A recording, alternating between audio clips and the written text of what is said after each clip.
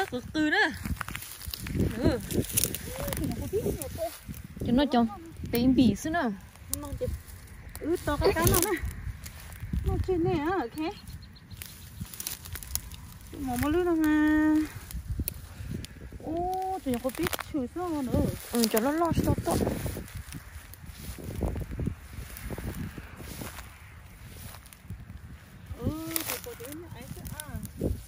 ở bênนู้em bỏ rau kỳ mà thế li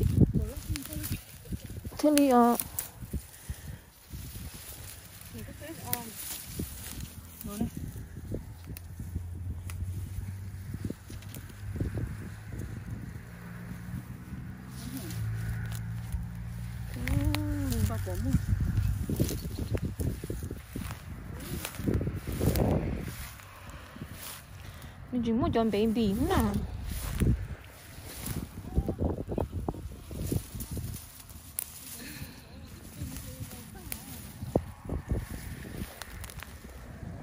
còn nó mà nó mua cho nó lo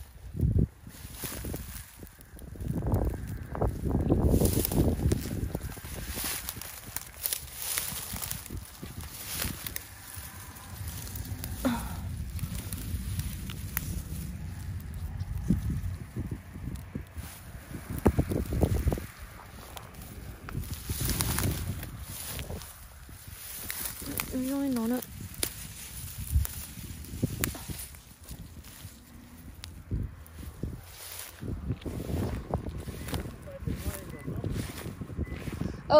sắp bút tỏ mà nên chỉ chúng một chế lò bên mà muốn sắp bút tỏ còn nó mà là nấu nướng mua cho nó lo đi ó từ tìm đi tê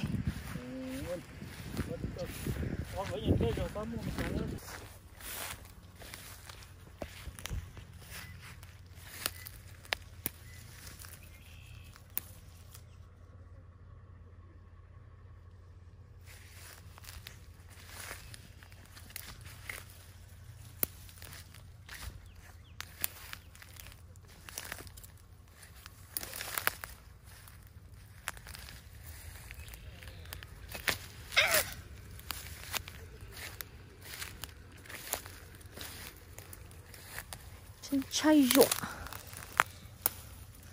nữa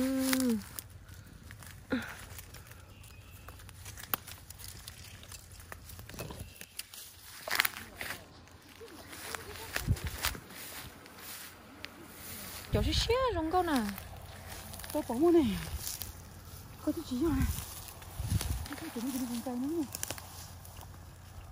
bù hổ nè rong câu hổ nè ô tiếc sao chỉ mà cho con lúc xíu này nào đúng là của phán bù hổ nè rất xí mà hổ câu đó hổ trên tông câu đã tỏ tôi chỗ lô rong câu xin được câu lắm có to luôn nè nó bao tên nó mà ý là tia là hay tia sao có rong câu mà đồng mỏ này có sẵn đâu cá gì đâu con nè ôi cái chó nè cái sao gì kỳ cú nè tôi lên đâu ơi xí lỗ nó sao rồi no có cái lỗ đó cũng nhiều thế đi có tập là có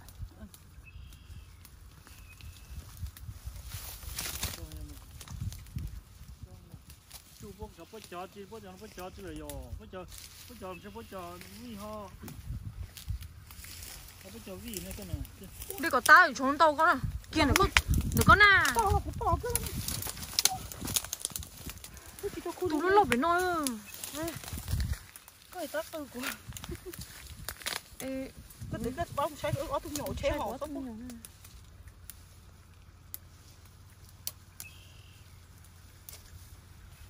lỡ đây là sáng của nó nè ít thứ bé to nó nè bé có to không bé nó thôi con tụi nó phá tiền về cá thế wow con ho xưa đâu luôn chỉnh chỗ con này chứ lầu bút chua nè chua ha muốn đây mình ra chỉ bút chế vị cả là nó bút nữa chua nè cái đá cái chín luôn nè cái phải thì khó cái đùa tôi hoa thừa mà nó chưa kia nó này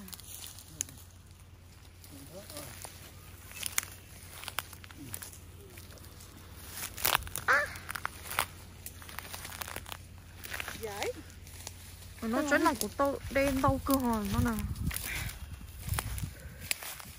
nó lại có dầu ở rồi Mới có tiếng, đưa tới nó là tối nó. dầu mà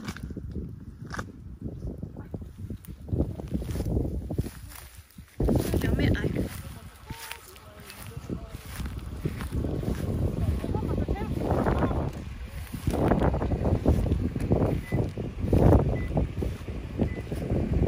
khi nè nó tôi sẽ rau đây có toa chi nè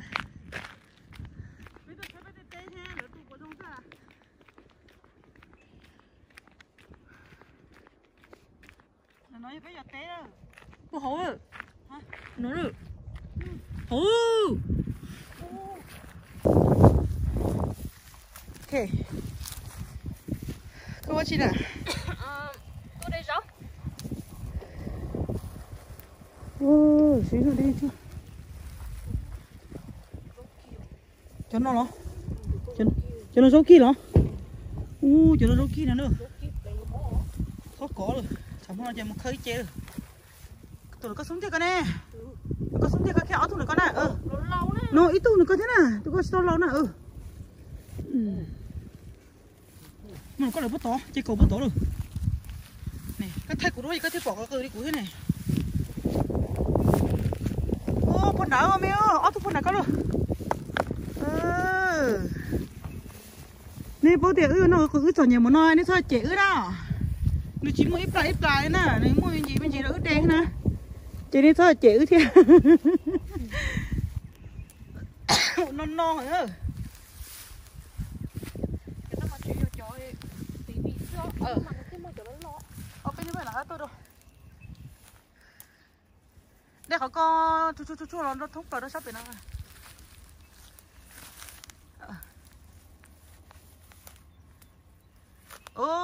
Nó con nó mê ông còn chú nó có xác con nè. Đấy à.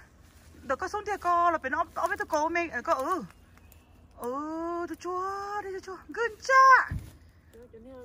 Nó ở chị đây chua luôn chín à. Ở bên kia có chín nọ. Đây có ta mà. Cao. Ui, mua rau kim mà cũng chỉ bốc cũng lọt số khó liền. Ok, lọt nữa có lọt tới sát tới coi thì tao. Oh my god. My god. Lúc chơi này lúc chơi nó có tới nữa. Ngồi tia thế tao nó nè, ok. Như chuyện ngồi tia mà nó chỉ ba chế tự tôi để có rồi. tôi sai sư Tôi sai sư thì gì mà bỏ vậy. Nó chơi yết của chị nó. Chơi yết đâu của sẵn. Chơi yết mà vừa luôn nó từ nó chơi yết chị đi. Chơi yết của chị nó.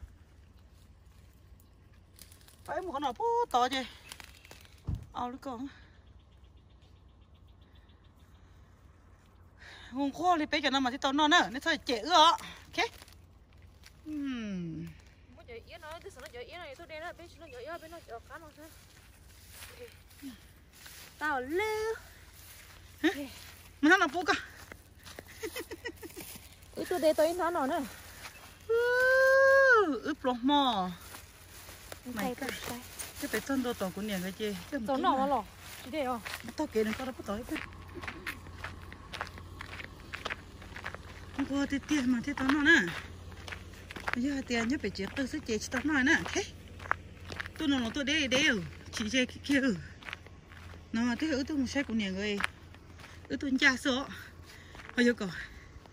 Sao thử tôi mà. Rồi có sao tự tôi mà chỉ tôi đi lo đấy mà nó.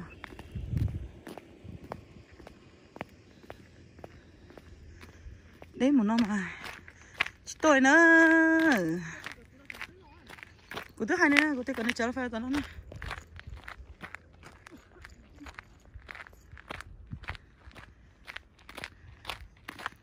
Wow.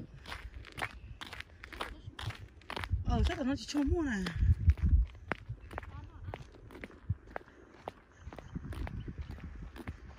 Yo nó có mà nó chỉ giống gì đó, ok?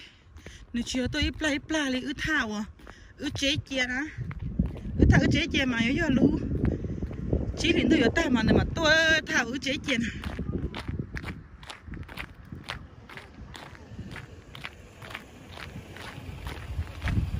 nếu mà có tương không